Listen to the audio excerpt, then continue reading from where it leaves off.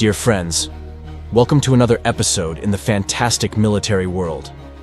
In this video, we'll discuss Emmanuel Macron's tough and unequivocal statements regarding Russia. I'll try to address a question that has been frequently asked lately. How far does Macron's courage really go?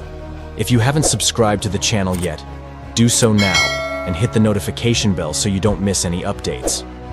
On Thursday, March 14th, in an interview with French television, French President Emmanuel Macron made harsh and unequivocal statements about Russia and the invasion of Ukraine, with the main one being France's determination to prevent a Russian victory in that war. Macron reiterated this several times, making it clear that it is an official position of the French government.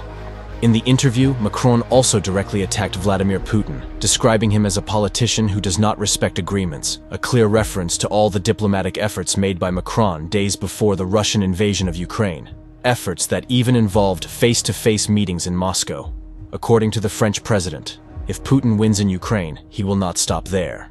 And a Russian victory there will encourage Putin to continue spreading wars, first in non-NATO countries, such as Moldova, whose Transnistria region has been under Russian military occupation since 1992, Georgia, which was invaded by Russia in 2008 with 2 regions under Russian military occupation since then, and even Armenia under Prime Minister Nikol Pashinyan, which has been distancing itself from Russia since 2020 after Putin refused to support the country during the war against Azerbaijan in Nagorno-Karabakh.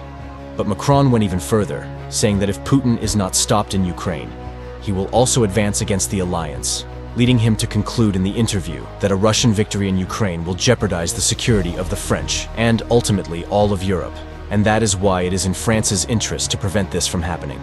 Macron made it clear that to achieve this goal, no option can be taken off the table, including, of course, the deployment of European troops to Ukraine, something that President Macron had suggested at the end of February during a meeting in Paris with Ukrainian allies. There is no doubt that Macron demonstrated a lot of courage with these words, leaving an important question unanswered. How far will the French president's courage go? Were they just words? Or would he really be willing, in the extreme, to advance with the deployment of troops to Ukraine, risking a direct confrontation with Russia on the battlefield? The point to highlight is that Macron's courage goes only as far as the major European members of NATO allow it to go. This is because Macron will not do anything effectively impactful, like sending soldiers, without at least the tacit support of countries like the United Kingdom, Germany, and Poland. So far, the French president has obtained statements of support regarding the deployment of soldiers only from less relevant members, such as some Baltic countries, the Czech Republic, and Finland.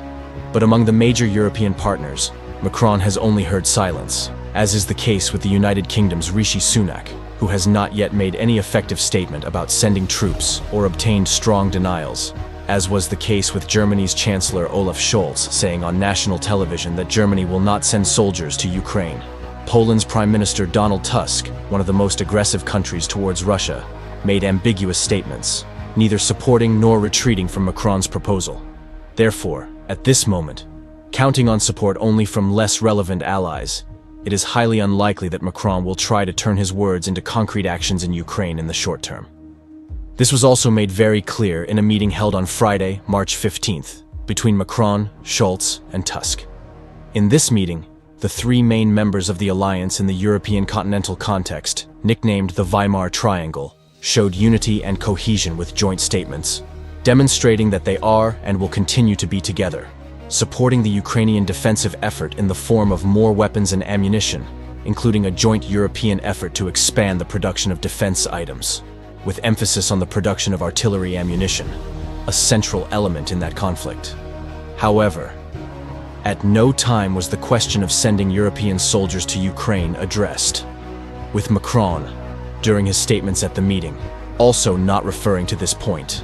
This shows that the main European members of the alliance, despite making a point of demonstrating that they remain united for the defense of Ukraine, are not at all comfortable with sending soldiers, showing that Macron's courage regarding this specific issue, for now, remains restricted only to words. What do you think of this whole situation? Do you think Macron will stick to just words, or do you believe he will actually achieve his objectives regarding Ukraine? Leave your comment below, and don't forget to subscribe to the channel and activate the notification bell so you don't miss any videos. Until next time. À quelles conditions précises, concrètes, des soldats, des militaires français iraient se battre en Ukraine? Est-ce que c'est parce que l'armée russe ferait une percée décisive sur le front? Est-ce que c'est parce qu'une ville clé, Odessa par exemple, serait sur le point de tomber? Vous n'avez pas été précis sur ce point-là. Mais peut-être j'ai raison de ne pas être précis. Et je vous le redis. Mais les deux conditions que je viens d'évoquer relèvent de la science-fiction ou ce sont des scénarios possibles, à vos yeux? Depuis quelques années, nous vivons tous dans un monde où ce qu'on croyait impensable arrive. C'est cette fin de l'insouciance que j'évoquais il y a quelques années. On y est. La guerre est sur le sol européen. Il y a entre Strasbourg et Lviv moins de 1500 kilomètres. Vous imaginez? La guerre est dans ce pays. Donc ça n'est pas une fiction et ça n'est pas loin de nous. Ce qui s'est passé, donc toutes ces options sont possibles. Le seul qui en aura la responsabilité, c'est le régime du Kremlin. Ce ne sera pas nous. Jamais nous ne mènerons d'offensive. Jamais nous ne prendrons l'initiative. La France est une force de paix. Simplement, aujourd'hui, pour avoir la paix en Ukraine, il ne faut pas être faible. Et donc, nous ferons ce qui est nécessaire pour atteindre notre objectif. Parce que si la Russie venait à gagner, la vie des Français changerait. De quelle manière? Nous n'aurons plus de sécurité en Europe. Qui peut penser une seule seconde que le président Poutine, qui n'a respecté aucune de ses limites et aucun de ses engagements, s'arrêterait là? Donc ce qui se passe en Ukraine aujourd'hui relève également des intérêts vitaux de la France. Il y a un danger existentiel pour la France. La sécurité de l'Europe et la sécurité des Français se jouent là-bas. Et ce sont nos intérêts vitaux. Vous employez là un terme qui a des connotations particulières. Je vous dis la sécurité. Et vous-même, vous avez utilisé menace existentielle. Mais oui, mais existentielle, ça veut dire que c'est notre existence qui est en cause. Je le dis et je l'assume. Nous avons déjà subi les conséquences de cette guerre dans notre quotidien. On a déjà subi ces attaques. On a déjà, dans plusieurs de nos hôpitaux, subi des jours et des jours de dysfonctionnement à cause de cette agressivité russe. Nous avons subi les conséquences en Europe. Le prix du gaz, la situation de notre économie, le coût des céréales, les dérèglements économiques qui s'en sont suivis sont la conséquence de cette guerre qu'a lancée la Russie. Alors une question de Sacha, croyez-vous en une paix durable entre la Russie et l'Ukraine? Il faudra un jour qu'elle soit possible. Et je pense que la paix durable, et c'est, je pense, une très bonne formule d'utiliser celle-ci, c'est une paix qui respectera le droit international, la souveraineté et l'intégrité territoriale des Ukrainiens, et qui apportera des garanties de sécurité réciproques. Ce sera ça la conclusion de ce conflit. C'est ce vers quoi nous devons aller. Mais cette paix, ça ne peut pas être une capitulation.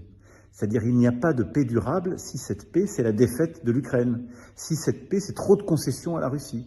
Parce qu'à ce moment-là, ce sera une paix instable, ce sera une paix qui ne respecte pas le droit international. Au fond, ce sera l'illusion de la paix, mais simplement un cessez-le-feu, une trêve, un état provisoire qui impliquera le retour de la guerre. C'est pourquoi ce que nous faisons aujourd'hui, c'est nous battre pour la paix durable. Et face à une puissance qui escalade, qui est imprévisible, qui n'a jamais tenu ces dernières années ses engagements et qui menace l'intégrité de l'Ukraine et va au-delà des limites qu'elle s'était fixées, nous sommes appelés au sursaut. Nous devons réagir et nous devons justement dire que nous ferons tout ce qui est nécessaire pour que la Russie ne puisse pas gagner.